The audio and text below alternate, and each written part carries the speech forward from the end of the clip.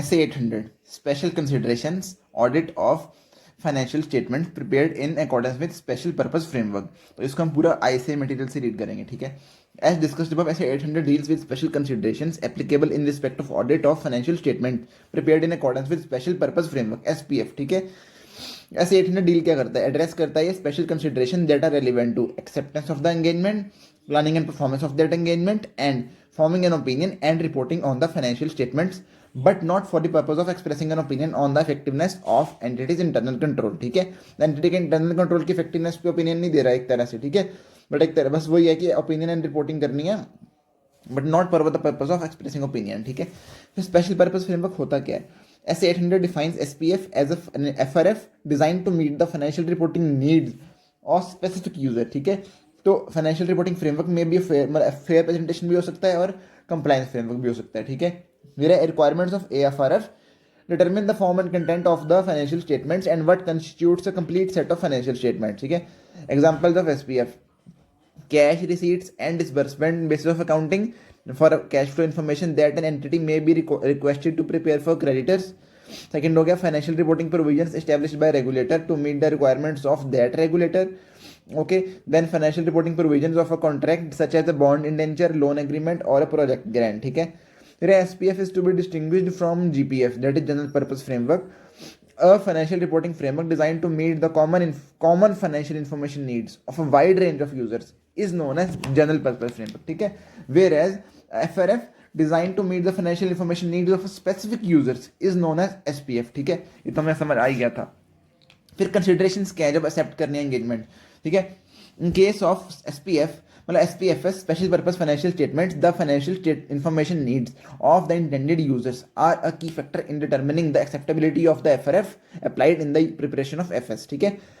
तो AFRF may encompass the financial reporting standards established by an organization that is authorized or recognized to promulgate standards for a special purpose financial statement, ठीक है। In that case, those standards will be presumed acceptable for that purpose if the organization follows an established and transparent process involving deliberation and consideration of the views of relevant stakeholders, ठीक है।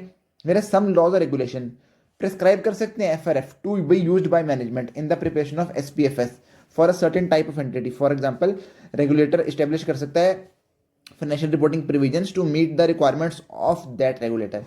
फिर in the absence of indications to the contrary, such a financial reporting framework is presumed acceptable for SPFS prepared by such an entity, ठीक है।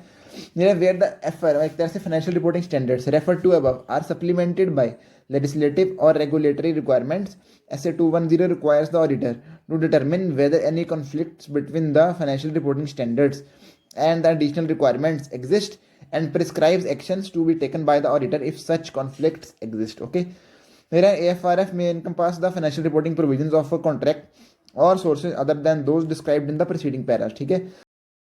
In that case, the acceptability of the financial reporting framework in the circumstances of the engagement is determined by considering whether the framework exhibits attributes normally exhibited by the AFRF in accordance with the requirements of SA 210.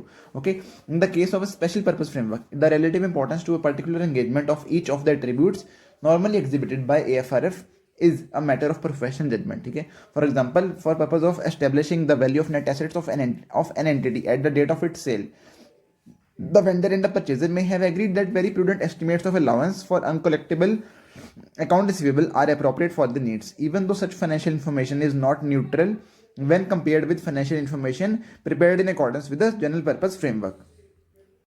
Considerations when planning and performing such audit, ठीक है। SA 200 requires the auditor to comply with relevant ethical requirements including those pertaining to independence relating to financial statement audit engagement, ठीक है।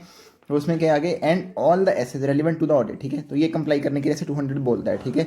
It also requires auditor to comply with each requirement of an SA, each requirement unless in the circumstances of the audit the entire essay is not relevant or the requirement is not relevant because it is conditional and the condition does not exist, ठीक है। No, in exceptional circumstances, the auditor may judge it necessary to depart from a relevant requirement in an essay by performing alternative audit procedure, जिनको हम आप भी कहते हैं AAP, ठीक है। हमने ये देखा था और 500 के अंदर भी देखा था, शायद 620 के अंदर भी देखा था, ठीक है। तो application of some requirements of the SAs in an audit of special purpose financial statements may require some special consideration by the auditor, ठीक है। For example, in SA 320, judgments about matters that are material to users of financial statements are based on a consideration of the common financial information needs of users as a group. But in the case of audit of SPFS, those judgments are based on a consideration of the financial information needs of the intended users. ठीक है? In the case of SPFS, such as those prepared in accordance with the requirements of a contract, management may agree with the intended users on a threshold below which misstatements identified during the audit will not be corrected or otherwise adjusted. ठीक है? उसके बाद क्या है, the existence of such a threshold does not relieve the auditor from the requirement to determine materiality in accordance with ऐसे 320 है. कह रहे हैं कि चाहे मैनेजमेंट ऐसे कम डिसाइड कर ले थ्रेशोल्ड, बट ऑडिटर को अपने मतलब एक तरह से ऑडिटर को उस हिसाब से नहीं चलना. ऑडिटर को अपने हिसाब से 320 के अकॉर्डिंग ही मटेरियलिटी डिटरमिन करनी है for the purpose of planning and performing the audit of the SPFS. ठीक है? फिर ऐसे 260 की बात की है इन्होंने. It requires auditor to determine the appropriate person within the entity with the entity's governance structure with whom to communicate. मतलब वो तो यही बोलता है ना 260 कम्युनिकेट करना. ठीक है? तो 260 notes that in some cases all of those TCWG are involved in managing the entity and application of communication requirement is modified to recognize this position. ठीक है? मतलब अगर सारे TCWG ही एक तरह से मैनेजमेंट ही TCWG है तो वहाँ पे देखेगा, वो मॉडिफाई करेगा उस सिचुएशन में. ठीक है? किसको कम्युनिकेट करना है. फिर when a complete set of general purpose financial statements is also prepared by the entity, those person responsible for the oversight of preparation of SPFS may not be the same as those charged with governance responsible for oversight of GPFS, preparation of GPFS. समझ गया मैं, easy point है. ठीक है? फिर forming an opinion and reporting considerations in such an audit. When forming an opinion and reporting on special purpose financial statements, auditor shall apply the requirements in a revised मतलब एक तरह से apply the requirements as per SA 700. ठीक है? तो फिर description of AFRF. Revised SA 700 requires auditor to evaluate whether the financial statements adequately refer to or describe the applicable financial reporting framework. ठीक है?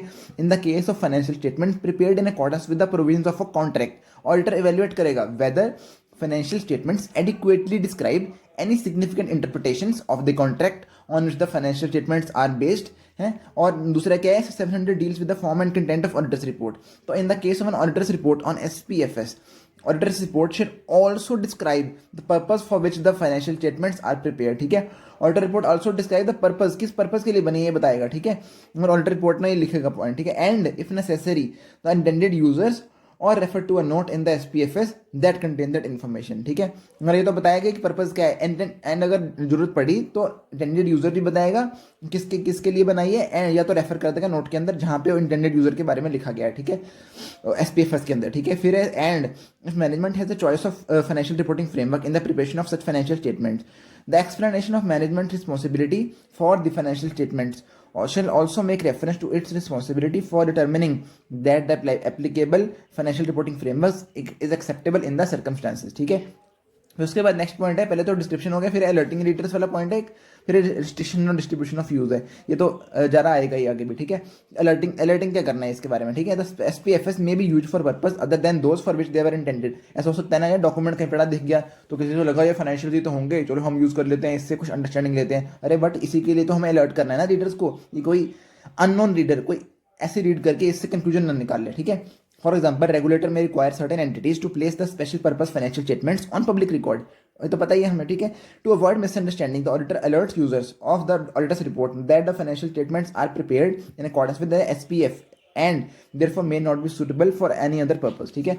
फिर है restriction on distribution or use. फिर in addition to alerting the users as discussed above, auditor may consider it appropriate to indicate that the auditor's report is intended solely for the specific users. और auditor report सिर्फ specific user के लिए बनाई है, ऐसे कोई मत use कर लेना. ठीक है?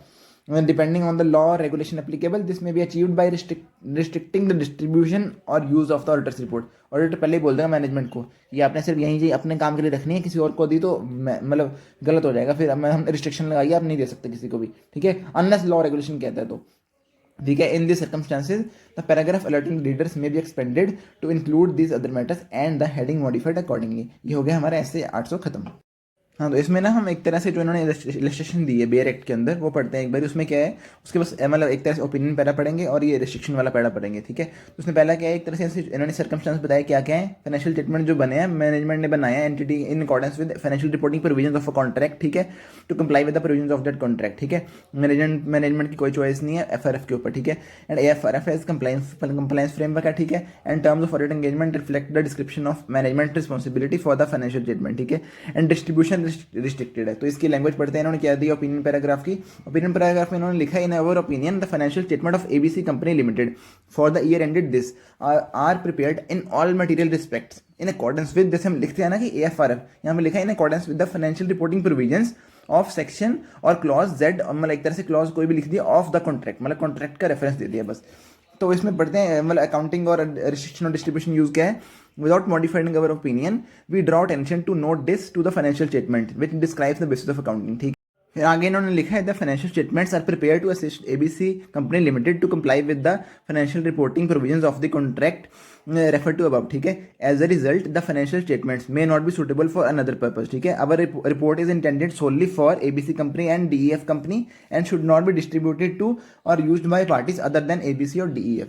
तो ये हो गया हमारा लेटिंग वाला पैरा खत्म। दूसरी इलस्ट्रेशन पे चलते हैं, उसमें क्या बोला है इन्होंने, financial statement prepared by management of entity in accordance with मतलब एक तरह से provision establish bye regulator, regulator ने बनाया है मतलब प्रोविजन दिया उसके हिसाब से बनाना है। एंड क्या किया इन्होंने, management does not have a choice, ठीक है। अब एएफआरएफ इज फेयर प्रेजेंटेशन, अच्छा यहाँ पे है कि फेयर प्रेजेंटेशन फ्रेमवर्क है, ठीक है, ऊपर कंप्लायंस फ्रेमवर्क था। एंड टर्म्स मतलब एक तरह से वही 210 के अकॉर्डिंग है, डिस्ट्रीब्यूशन नॉट रिस्ट्रिक्टेड है यहाँ पे। And other matter paragraph refers to the fact that auditor has also issued an auditor's report on FS prepared by ABC for the same period in accordance with GPFS, मतलब auditor ने main report भी दिया और ये वाली भी दे रहे हैं साथ के साथ, ठीक है। उसके अंदर पढ़ते हैं ओपिनियन में क्या जाएगा।